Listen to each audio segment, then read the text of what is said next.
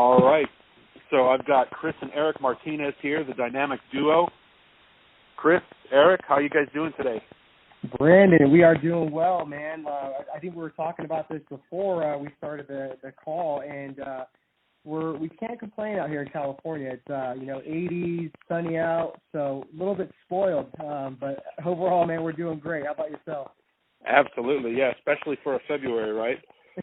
Exactly. All right, so I understand. So you guys are the fitness experts. We are fitness experts, and we try to do our best to deliver value, and we really try to just make things very simple, for our audience and our actual clients as well, too. So when I think the word expert, I think that, sometimes that could go in the direction of thinking that, we're not still students. So, with that said, we're very, very in the growth mindset, and we're always continuously learning. So, yes, we are experts to a certain extent. Awesome.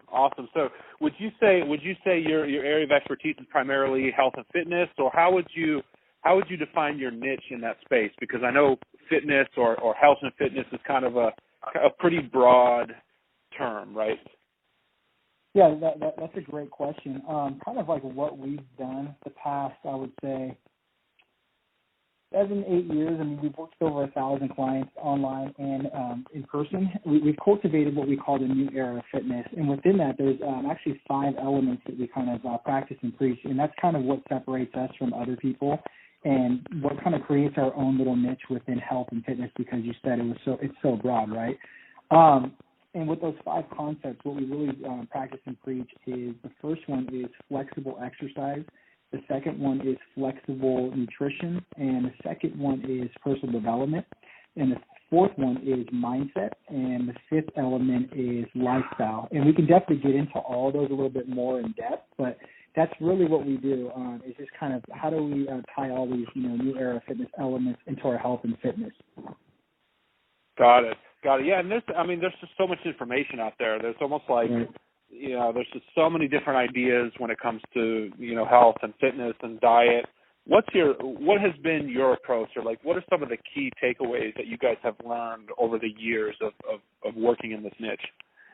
Yeah, man, there's so much information out there, and like there's so much bad information as well too. So much dogma, so much gimmicks, so much hearsay out there, and I don't think it's ever going to go away. I think that what we always try to look at is bridging the gap between science and application, because we're heavy into the scientific literature, because that's all we have really to kind of put this big piece of a fitness puzzle together. And I think we're getting closer, but I think we're still so far away. Kind of like what we've learned though, within this and how we really just adopt this is really what I like to do is you can use these 2 acronyms in anything. So the first one is REF, R-E-F, and we learned this from a mentor of ours, Eric Helms, and it stands for realistic, enjoyable, and flexible. So you have to have a nutrition and exercise program that's realistic, it's enjoyable, and it's flexible. And then the second one is it's KISS, keep it simple, stupid. I think that in the fitness and health realm, everybody is just trying to look for the shiny objects, always trying to go for the big rocks instead of the small rocks. And it's really just finding about what you can do to keep it simple, stupid, and really just make it work for your lifestyle, your goals, your preferences.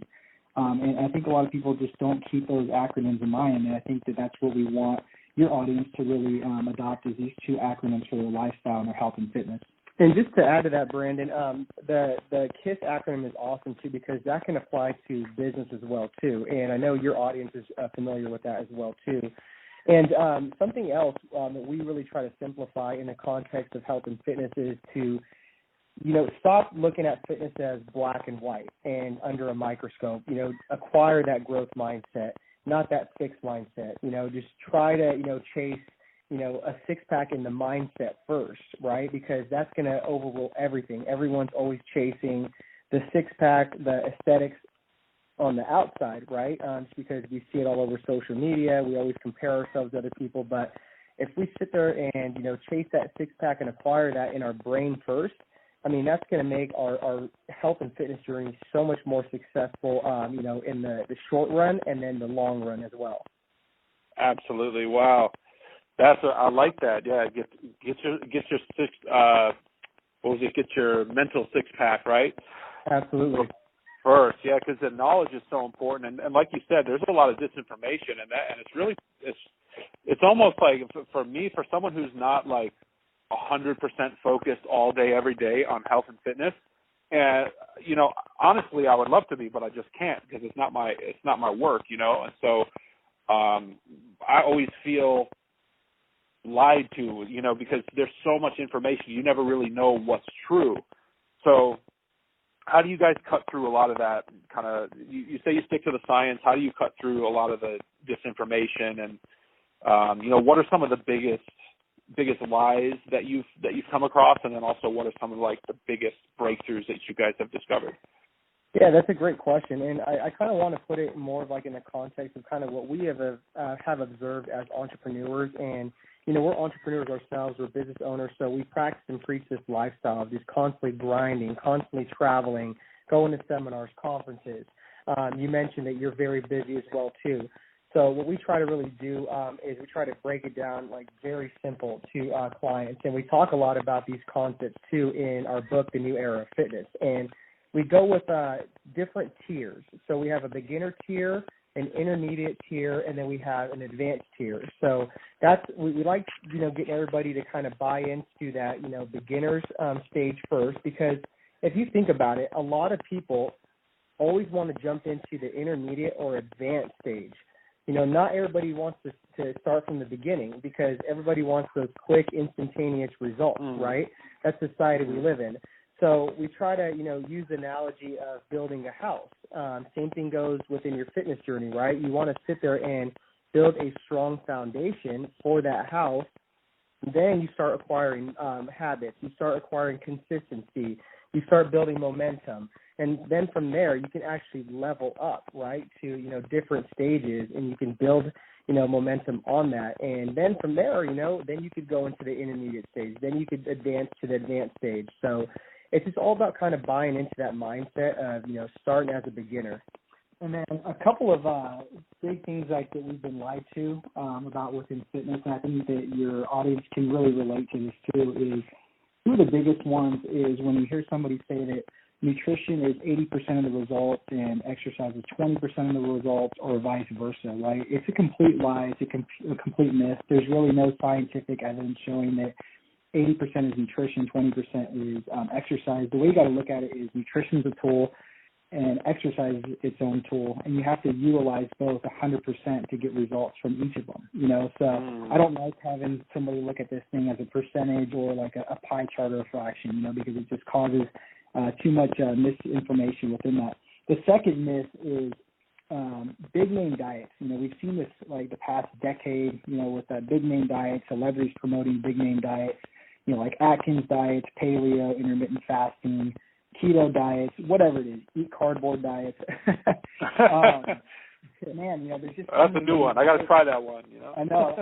Hey, trust me, we tried that before too, man. We've tried every single diet you can think of. So it's just frustrating because there's so many named diets out there, and everybody thinks that they have to select a named diet, But what we like to utilize is called conceptual integration, right? So you can take a concept from one of these named diets and integrate them with other named diets, right? So let's say, for instance, I want to follow intermittent fasting.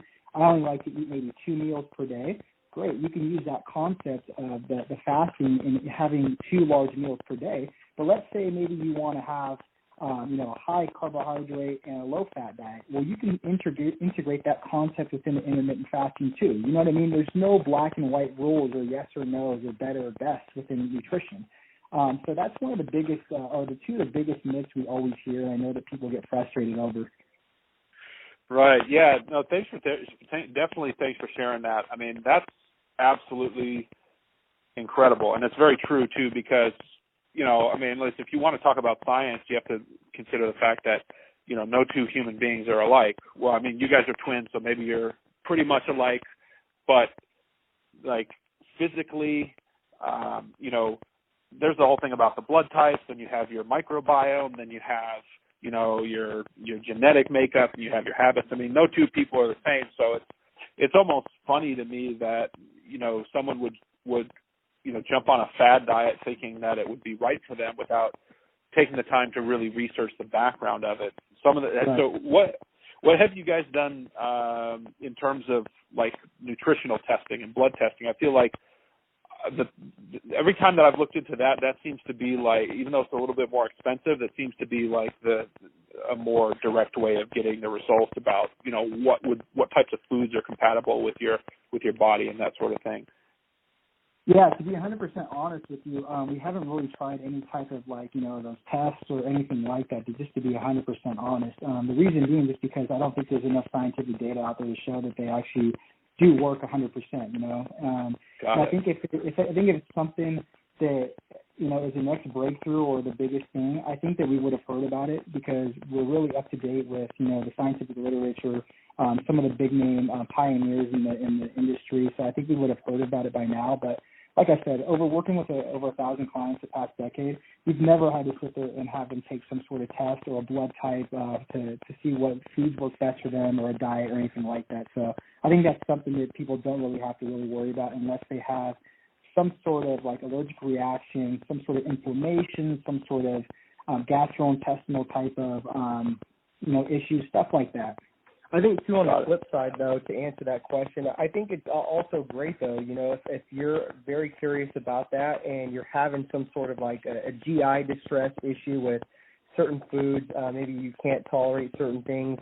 I think that's great that, why not go and take some tests and just try to get some more data on your body and experiment with it, and so I don't think it's a bad thing. If you have the extra income and you just want to learn more about your body and what works and what doesn't, then I always tell people that's almost like a personal preference thing. Got it. So yeah, one thing too is kind of to switch gears real quick.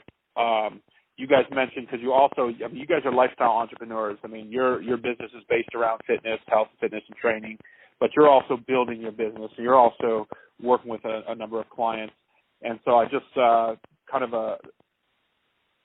just one thing that came to mind when you said kind of the low, medium, high packages that you guys worked with in your business. Did you guys get involved with, or was that like a takeaway that you got from not expertise .com secrets, or is it, or what kind of literature or business information have you guys studied that helped you build and scale your business? Well, I think that that's a great question. I think that all came back to, hiring high-level mentors. So as fitness enthusiasts, we started off with just kind of being stuck on an island, right? We didn't know anything about business. We didn't know literally anything. So they don't really teach you that type of stuff when you're studying exercise science, physiology. You know how the school system is to begin with. And it just got to a point where we were 2 years into our business, and our business is doing okay, but we're just like, look, there's got to be another way to accelerate the learning curve and take our business to the next level. I mean, that's really what it's about. When you're a business owner, you want to sit there and scale your business as best as possible each year. So we literally kind of made a pact where we're just like, look, we're not going to be going to any more fitness expos, any more fitness seminars. We're just going to solely dedicate ourselves to, more business, entrepreneur-type seminars and conferences. So we started doing that. We started, meeting a lot of good people. It was definitely outside of our comfort zone as being the fitness guys. But after that, we invested in, joining Ty Lopez's, exclusive, mastermind group. After that, we went on to hire Mark Lack, did a coaching day with him. We've invested in Lewis Howes. Then we've, been in Cole Hatter's mastermind the last 2 years. So that is really what's kind of, taken our business to the next level, is learning from these high-power mentors that have made the mistakes, have the knowledge to actually help us. So that is really kind of what took our business to the next level, was just hiring mentors and trusting that process. Got it. So what are some of the things that started opening up for you when you started going to more conferences and started working with more mentors? Like what are some of the things that started shifting in your business, or maybe in your mindset or your approach? Yeah, I think the biggest thing is what you just said, that word mindset. As a fitness enthusiast, your mindset isn't really there around millionaires, around billionaires. So that was the biggest thing, was just, the mindset shift. Like, for example, in Ty Lopez's year of business builder, we would go to his place, his mansion in Beverly Hills, 4 times out of the year, and you'd be there with 100 other, like-minded entrepreneurs that are in different industries that have made millions, have lost millions, right? So the mindset was there, and you're being surrounded by those people.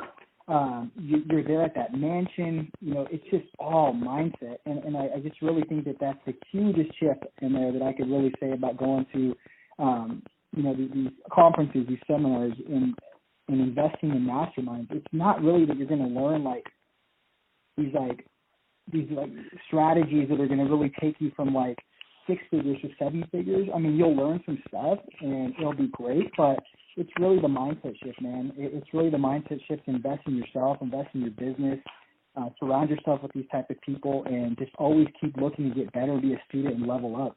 And just to add to that, too, I think it's just the mindset to just understand that it's an entrepreneurial roller coaster, right? So it's a series of highs and lows. I think every entrepreneur is looking for that big payout day, and that does not exist.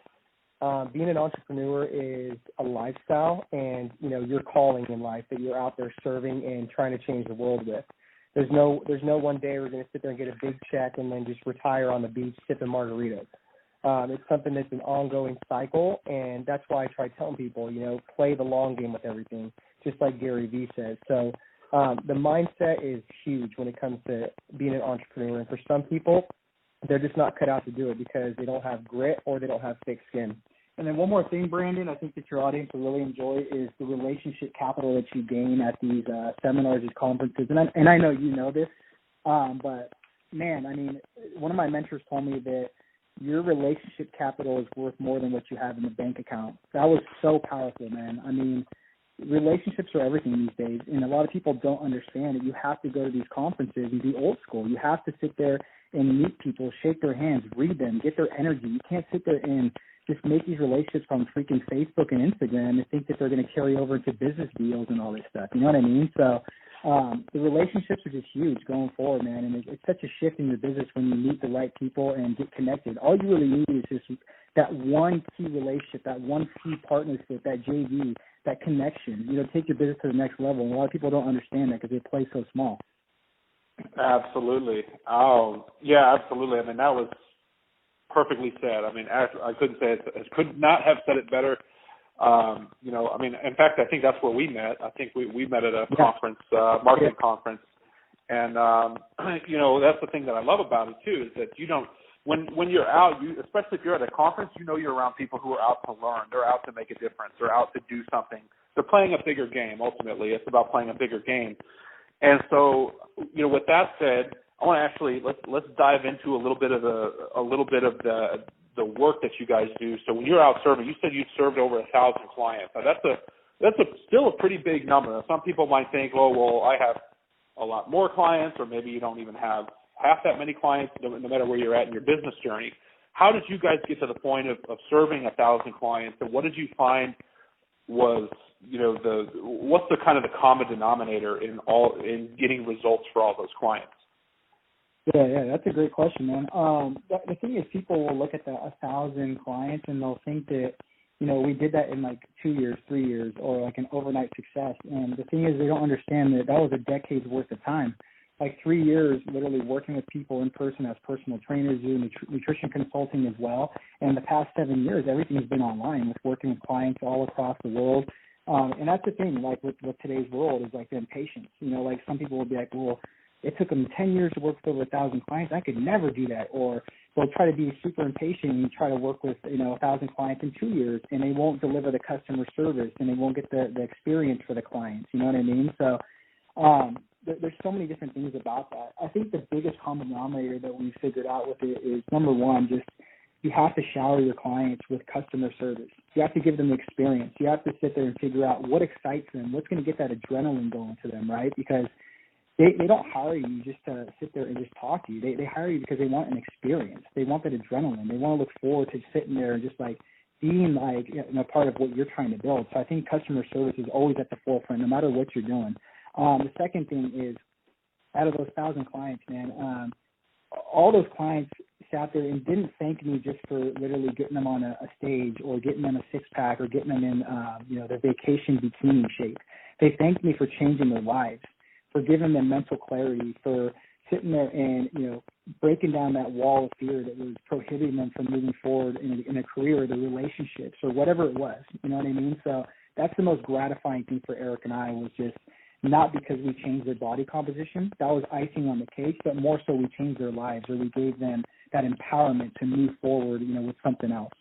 And I think ultimately it just came down to just showing that we cared, Brandon. As practitioners, there's so many people out there, coaches, and even in the business realm too. It's everywhere, where you could just tell some people just don't care. They don't give a shit, and you can kind of sense that, and people will start filtering that out as time goes on. But what really kind of just made us very successful with our clients and referrals and word of mouth, everything was just really caring and being there and going the extra mile for our clients. Absolutely. Yeah, I mean, there's an old saying, and it says people don't care how much you know until they know how much you care. Oh yeah. Whew, that's a good one.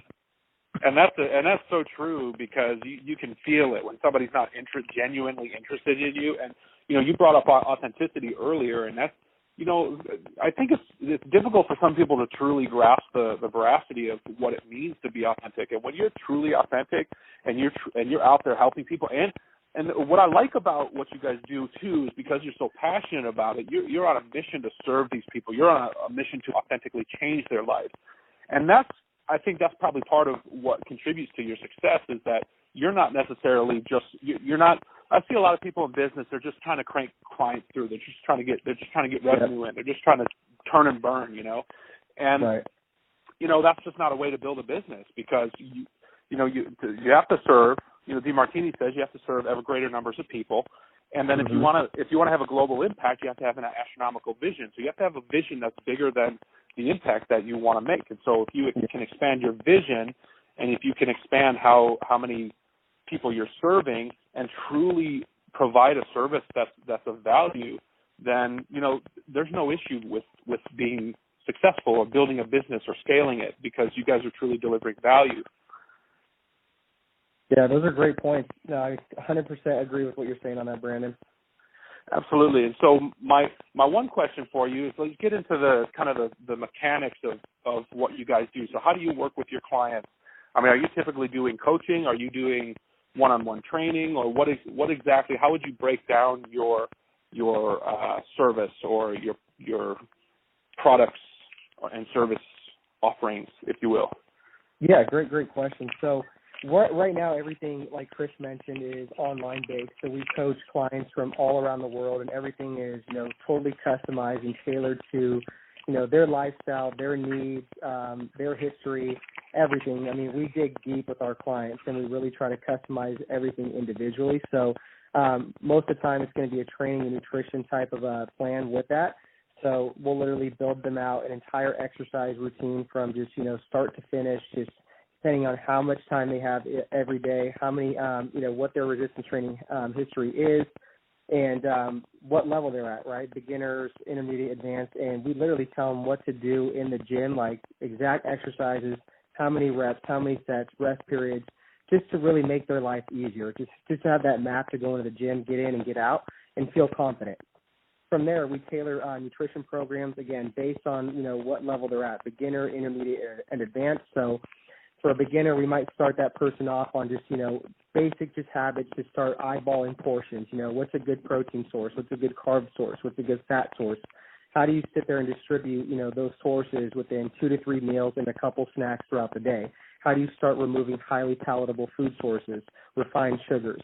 Just starting to, gain momentum, gain consistency, and most importantly, adherence, right? Adherence is going to overrule everything when it comes to results. So that's really what we do within our coaching. Then we have, check-ins every day. We have, a WhatsApp group. We have a text message thread. So we're constantly serving them through there. We have a Facebook group. So we're always communicating with clients, but we do once per week check-ins, video, other templates that we provide. Just everything is so systematized and detailed. And then, we also add in the lifestyle component. I think that's something that really kind of separates us from other fitness coaches, is that we try to do personal development and lifestyle coaching as well, too, because fitness is a form of personal development, in my opinion. You're always trying to get better, with your body, your mind, all that. So, that's kind of like how our systems work with our clients. Absolutely. And very well said too. I definitely agree with you on fitness being a form of personal development, because I feel like, especially when you get into pretty intense workouts, you have to expand your mind, and you have to expand. Sometimes you have to get over some mental limitations in order to conquer some of those physical bests, right? Absolutely, and like that mental toughness can really carry over into your lifestyle, your business, your relationships, everything like that. That's what's so great about it.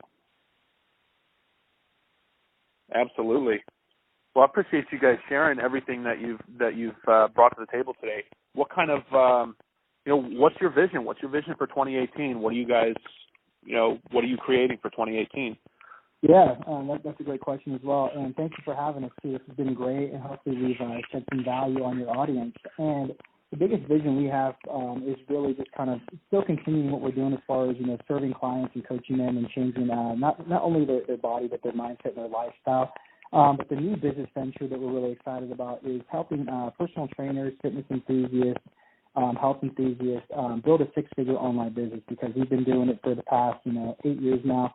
And, we have the resources, we've had the ups and downs, we have the team to help other people out. So that's the biggest, excitement, I would say, is, helping health enthusiasts and fitnesspreneurs really, segue out of the mom and pops or the brick and mortars and take their business online and increase their lifestyle. Wow. That's absolutely awesome, guys. That's great. I mean, then there's probably a lot of people in that niche who could use your help. Yeah, absolutely. Awesome. Well, thanks, guys. Thanks for joining the podcast today. And is there anything else you guys want to share? Where can people follow you? Where can they find you? What else are you guys working on that you want to share with anyone before we close? Yeah, absolutely. So if anybody's interested in following us, everything's pretty much at dynamicduotraining.com. We just had our website revamped, so you can find everything there. And then if anybody's interested in our book, The New Era of Fitness, you can find it at theneweraoffitness.com as well. Very good. So dynamicduotraining.com and neweraoffitness.com. Yeah, theneweraoffitness.com. The neweraoffitness.com. Got to throw that "the" in there. Right. Yep. Sometimes you need that to get the domain name, right? I know, right? Awesome, guys. Well, thanks for your time today. Really appreciate having you guys. It's been a long time coming for this episode, so I hope you guys enjoyed it and got plenty of value out of it. If you have any questions, reach out to these guys directly or shoot me a message. Thanks, guys, for being on. Thanks again, Brandon. Appreciate it. Thanks, Brandon. Absolutely. You guys have a great week. Okay. All right.